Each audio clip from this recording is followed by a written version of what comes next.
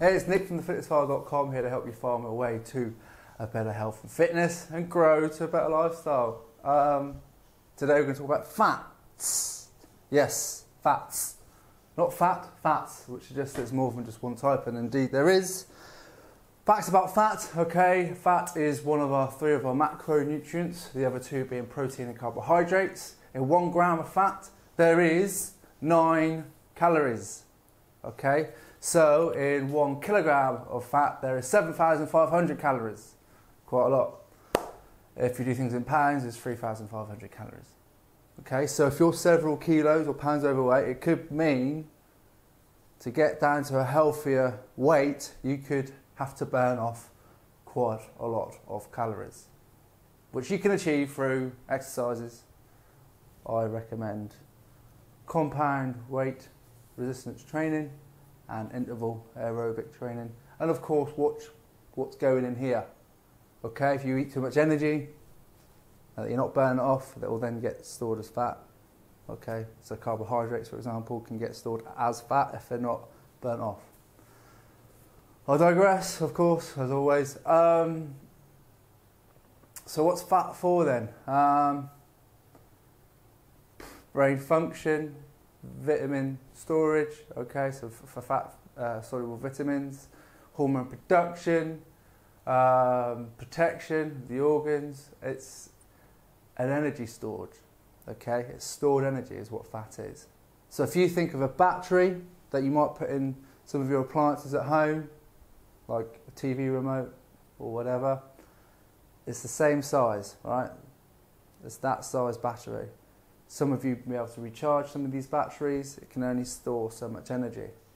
Fat is our human battery pack, if you like to think of it like that. Except we can keep charging it and that battery pack will get bigger and bigger. All right? And there's generally not too much of a limit of how big that storage size or battery can get until things like health and death get in the way.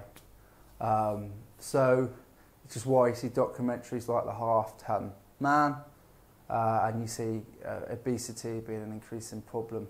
Okay, so fat battery pack can get bigger. But it's important, it's what we need, okay? It's just different types of fat, what we consume.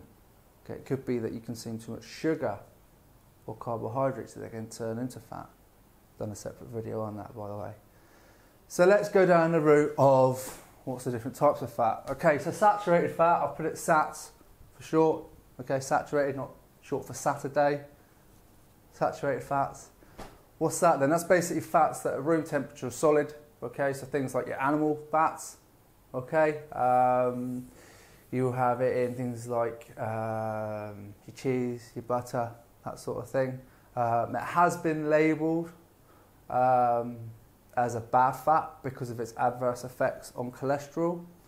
Cholesterol, by the way, is actually something that you need in your body. Your body actually produces it in the liver. It's just that when you eat excessive amounts of saturated fat, it stimulates the liver into producing more cholesterol, and you get good and bad cholesterol. So a saturated fat's bad for you? No, not really. It gives you whole flavour. Okay, so people who go down the fat-free sort of road where they buy and produce of fat-free this, fat-free that, they're still eating it, and there's a taste that they have to replace because they're taking the fat out of it. They've had to put sugar in it. Okay, and secretly, really, sugar's the enemy when it comes to things like diabetes. Okay, obesity, because sugar gets turned into fat if you don't burn it off.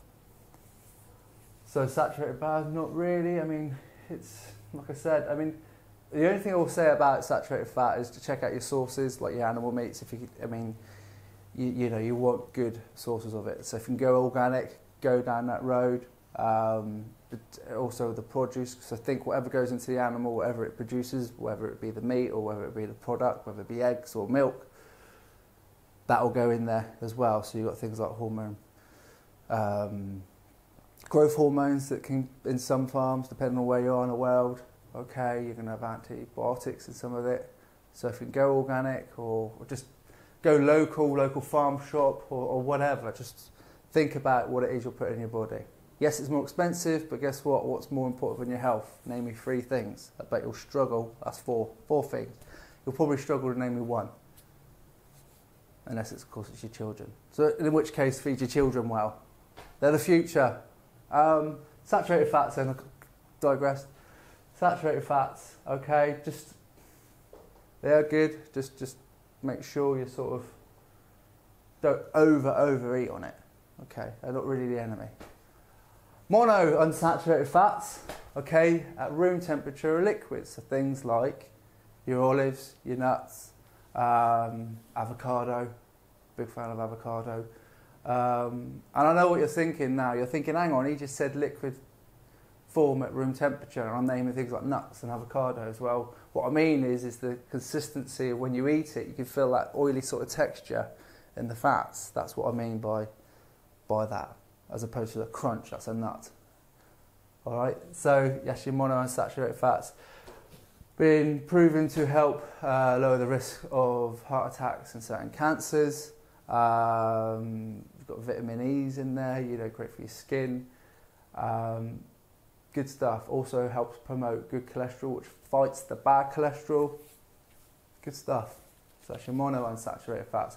You got then your polyunsaturated fats, which is like the monos, liquid form at room temperature. So this is things like your flaxseed oils, a good rich in omega-3s, which are actually really important essential fatty acids. Okay, typically in the Western diet we're consuming too much omega-6s. All right, so which is inflammatory, whereas an omega-3 is like an anti-inflammatory sort of fat. So that's good for us. That's the omega-3s. Fish oils. If you don't like fish, you can get supplementations of omega-3s. Again, spend the money, try and get it filtered, check out the sources of it. It's good. Flaxseed oils. It's in things like plant seed oils as well. It's good stuff really. Up here you get sesame seeds, pumpkin seeds, that sort of carry on. And then I'm going to come over to the trans fats. This is I think it's quite common knowledge that it's bad. So what is it? What is a trans fat? Well, trans in the very name of trans suggests that it's been transformed, which it has been. It's been chemically enhanced or chemically sort of altered to meet our so-called dietary requirements. So once it was a liquid form, and then they chemically changed it into a saturated fat. Why? Well, because it's cheaper than actually going for a natural source of saturated fat. Also, it prolongs the shelf life of products that contain trans fat as well. It's going to be things like hydrogenated fats and oils, things that are in your ready-made foods, your fast foods, your biscuits, your cakes. Okay? It's what you don't want. Okay, this is what causes a lot of problems, heart problems, and it's not what you want in your life. Okay, so these really are out. If you do have them, just because you like the taste, just monitor how you feel after you eat it. At the time, you think, oh yeah, flavour's lovely, and then afterwards you're like, oh, actually, you don't feel like I've eaten good stuff here. Not good fuel for the body. So limit it. I'm aware. I mean, we all do it. I sometimes go, oh yeah, I'll have that. I'm out. It's easy. I eat it and I go, all right. I don't feel as good as if I had something that was more nutritious and healthy and good source of protein, fats and carbs. But we typically have it because it's easy, and we typically have it because, it's on the go. We haven't got time. Well, I'm saying try to make time for your health. Okay, put it as a priority, spend your money on it. And you will reap the rewards. As soon as you start eating well and you try and break that sort of addiction to sugar, you will feel better, so keep hydrated. So that's it really, your different sorts of fats. Saturated, solid at room temperature, things like coconut oil, all right. Not really the massive enemy, they can help in certain cases, particularly cutting down on sugar with regards to flavouring. Monos, polys, really good sources of essential fatty acids. help promote good cholesterol, that help bring down the bad cholesterol. Again, for brain function, for body, really, your body needs fat. And then your trans fat you can really do without with, to be honest. So stay away from it if you can. Yeah, so anything that contains hydrogenated fats and oils in the packets, read the labels, think about it. Right, I've been Nick from fitnessforhealth.com. Thank you for watching. Check out the website if you're interested. Until then, eat healthy, put your health as a priority if you can. Cheers then, bye.